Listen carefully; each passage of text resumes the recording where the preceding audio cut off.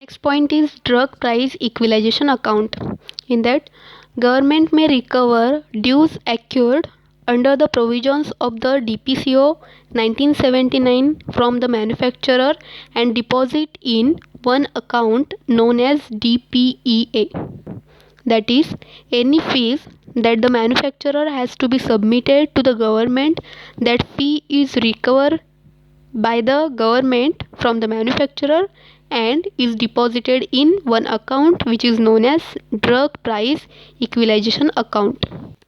This amount is utilized for first paying shortfall between retention price and common selling price. That means if there is any shortfall between the retention price means price paid to the manufacturer and common selling price, then this amount is given to the manufacturer to increase the production of the product. Next point is meeting expenses incurred by government in discharging the functions given under these provisions. That is, government utilizes some amount from this account for completing the functions which is given under this provision by to the government. Next is promoting higher education and research.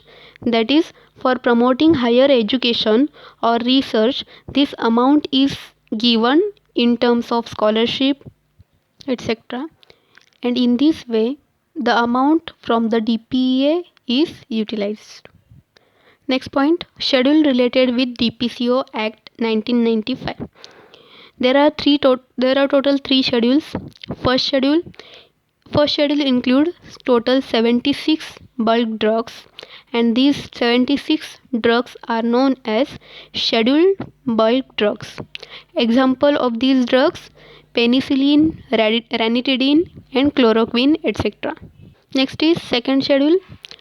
Second schedule prescribes the different forms. There are total 6 forms. Form number 1. This is form of information application for fixation or revision of prices of scheduled bulk drugs. That is, if manufacturer want to fix or revise the price of bulk drug, then he may apply to the government in form number 1, and this form is to be submitted in duplicate. That means 2 copies of this form should be submitted to the government.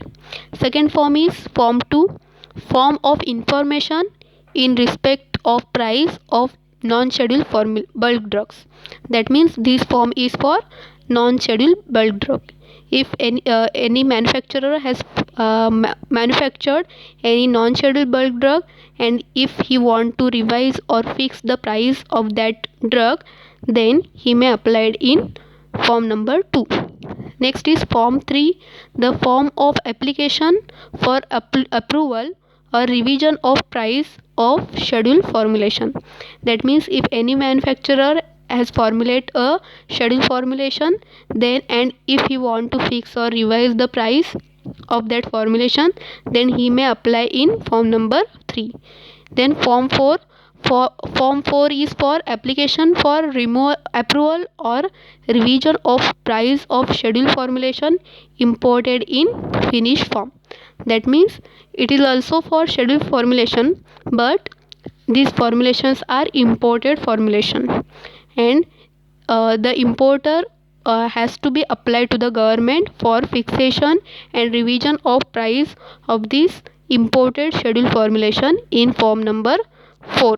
Next, form 5 is form of price list, and form 6 it is for yearly information on turnover. In this way, there are total 6 forms. Next is schedule 3.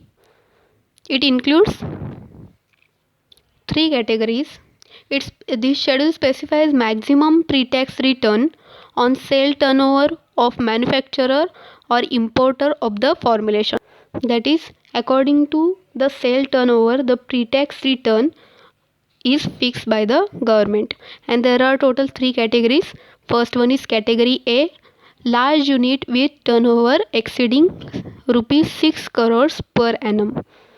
Next is category B, medium size unit turnover between rupees 1 crore to 6 crore per annum, and category C, other units with turnover of less than rupees 1 crore per annum. According to this category, the pre-tax return is fixed by the government. Next is penalties. Any contravention of any provisions of the order shall be punishable in accordance with the Essential Commodities Act. That is, if anyone is against the provisions of this order, then he may be punishable with the penalty which is given under the Essential Commodities Act. Here we have completed our DPCO, that is Drug Price Control Order 1995.